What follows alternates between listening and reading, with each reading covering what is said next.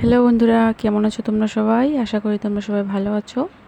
তো আজ আমি করব সুজির রসমালাই। তো অনেক সময় দেখা যায় যে ছানা দিয়ে করতে গেলে শক্ত হয়ে যায়, ভেঙে যায়। তো এটা সুজি দিয়ে করছি, এই জন্য খুবই সহজে, খুবই অল্প সময়ে, এবং এটা খুবই নরম তুলতুলে, মুখে দিলে মিলিয়ে যাবে এবং খুবই সুস্বাদু। তো চলো চলে যাই রেসিপিতে। তো পুরো রেসিপিটা দেখার অনুরোধ রইল। তো প্রথমে আমি এখানে একটি প্যানে 1 থেকে 1.5 চামচের মতো আমি ঘি নিয়ে নিয়েছি। তো এখানে আমি 1 বাটির মতো সুজি নিয়ে নিয়েছি। সুজিটা হালকা করে একটু ভেজে নিতে হবে ঘি দিয়ে। তো অনবরত নাড়তে হবে যেন নিচ দিয়ে লেগে না যায়।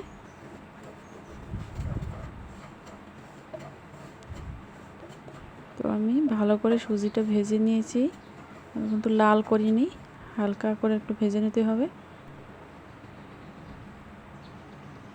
তো আমি ভেজে নিয়েছি সুজিটা। তো অল্প আছে ভাজতে হবে, তা না হলে কিন্তু লেগে যাবে, নিচ দিয়ে পুড়ে যাবে। তো আমি সুজিটা ভেজে নিয়েছি। এবার আমি এখানে দুধ দিয়ে দেব। দুধটা আমি আগে গরম করে নিয়েছিলাম, এখন একটু ঠান্ডা করে নিয়েছি। তো আমি 1 বাটির মতো দুধ দিচ্ছি এখানে, দুধটা বেশি দেওয়ার দরকার নেই। তো এবার আমি সামান্য একটু চিনি দিয়ে দেবো।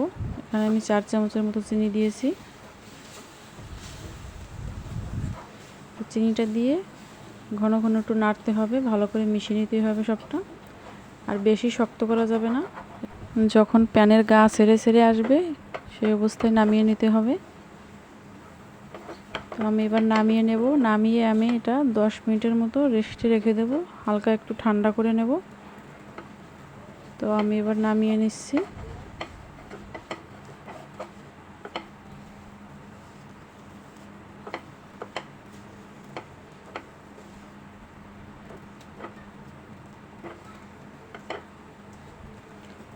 তো আমি নামিয়ে নিয়েছি, নামিয়ে আমি 10 মিনিটের মতো ঠান্ডা করে নিয়েছি। তো এখন আমি এখানে 1/2 চামচ বেকিং পাউডার দিয়ে দেব এবং সামান্য একটু লবণ দিয়ে দেব। তো আমি বেকিং পাউডার লবণটা দিয়ে ভালো করে মেখে নেব। তো আমি ভালো করে মেখে নিচ্ছি, তাহলে মিষ্টিগুলো ভালো হবে।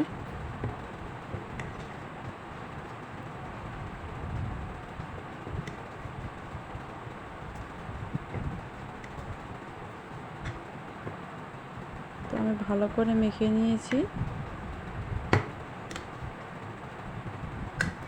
এবার আমি হাতে সামান্য একটু ঘি লাগিয়ে নেব।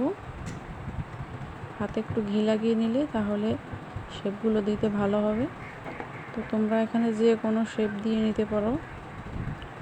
তো আমি এবার হাতে ঘি লাগিয়ে নিলাম। এবার আমি অল্প অল্প করে ছোট ছোট শেপ দিয়ে দেবো। তো আমি এখানে গোল শেপ দিচ্ছি, একেবারে গোল করছি না, একটু চাপ দিয়ে একটু চ্যাপটা করে বিস্কুটের মতো করে দিচ্ছি। এভাবে করলেও ভালো লাগে। তো তোমরা তোমাদের যে কোনো শেপ দিয়ে নিতে পারো।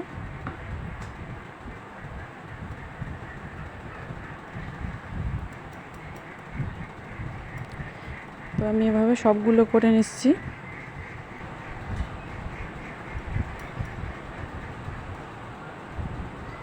তো আমি সবগুলো করে নিয়েছি, এখানে আমার 10টার মতো হয়েছে।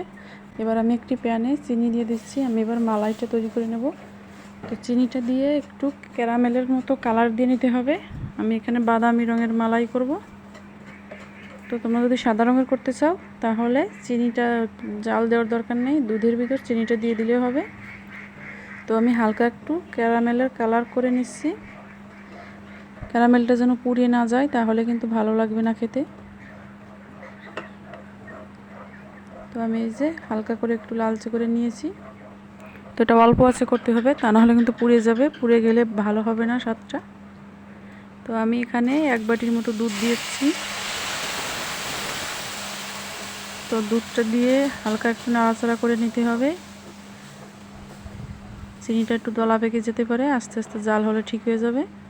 তো আমি এবার 10 মিনিটের মতো জাল করে ঘন করে নেব। তো আমি 10 মিনিটের মতো জাল করে নিয়েছি, অনেকটা ঘন হয়ে গেছে। আমি এবার একটা ঢাকা দিয়ে এটা রেখে দেব সাইডে। তো এটা গরম থাকা অবস্থায় কিন্তু দিতে হবে এর ভিতরে। তো এই জন্য আমি ঢাকা দিয়ে রেখে দিচ্ছি। তো আমি এবার একটা কড়াইতে আমি তেল দিয়ে দিচ্ছি, সাদা তেল। তেলটা হালকা করে একটু গরম করে নিতে হবে, একদম বেশি গরম করার দরকার নেই। এবার আমি দিয়ে দিচ্ছি মিষ্টিগুলো। তো ভালো করে একটু লাল লাল করে ভেজে নিতে হবে। তো আমি ভালো করে ভেজে নিচ্ছি, একদম বেশি লাল করারও দরকার নেই। তো অনেকটা ফুলে গেছে মিষ্টিগুলো। তো আমি সবগুলো নামিয়ে নিয়েছি। এবার আমি মালাইটা আরেকটু গরম করে নিচ্ছি, গরম থাকা অবস্থায় দিতে হবে, তাহলে মিষ্টিগুলো অনেকটা নরম হবে এবং খেতেও ভালো লাগবে। তো আমি এবার সব মিষ্টিগুলো মালার ভিতরে দিয়ে দিচ্ছি। দেওয়ার সাথে সাথেই দেখো একদম চুষে নিচ্ছে, কারণ এটা গরম থাকা অবস্থায় দেওয়া হচ্ছে। ঠান্ডা হলে কিন্তু মিষ্টিগুলো নরম হবে না। গরম থাকা অবস্থায় শিরাও গরম রাখতে হবে এবং মিষ্টিগুলো ভাজার পরপরই শিরার ভিতরে দিয়ে দিতে হবে মালার ভিতরে, তাহলে অনেকটা নরম হবে। তো আমি এভাবে ঢাকা দিয়ে আমি এটা 30 মিনিটের মতো রেখে দেব, একেবারে নরম হয়ে যাবে তাহলে। তো তোমরা চাইলে আরও বেশি সময় ধরে রাখতে পারো, তা আমি 30 মিনিটের মতোই রাখবো। তো আমি এবার ঢাকা দিয়ে রেখে দিচ্ছি। তো আমি আসছি 30 মিনিট পরে আবারও। এবার দেখো 30 মিনিট পরে একেবারে নরম হয়ে গেছে। তো আমি একটি প্লেটে নামিয়ে নিচ্ছি। এবারে নরম তুলতুলে হয়েছে। তো কিছুক্ষণের জন্য রেখে দিতে হবে, তা নাহলে কিন্তু নরম হবে না। এবং গরম থাকা অবস্থায় সব কিছু দিতে হবে, তাহলে একদম নরম তুলতুলে হবে। মিষ্টিগুলো কিন্তু নরম না হলে ভালো লাগবে না। তো আমি মালাইটা উপর দিয়ে দিয়ে দিচ্ছি, বাকি যেটুকু ছিল।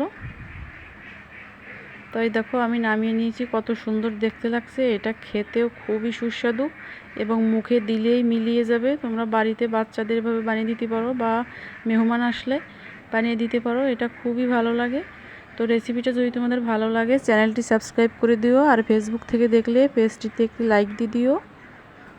তো আবারও নতুন কোনো রেসিপি নিয়ে আসবো, ততক্ষণে তোমরা সবাই ভালো থেকো, সুস্থ থেকো। তো আজ এ পর্যন্তই।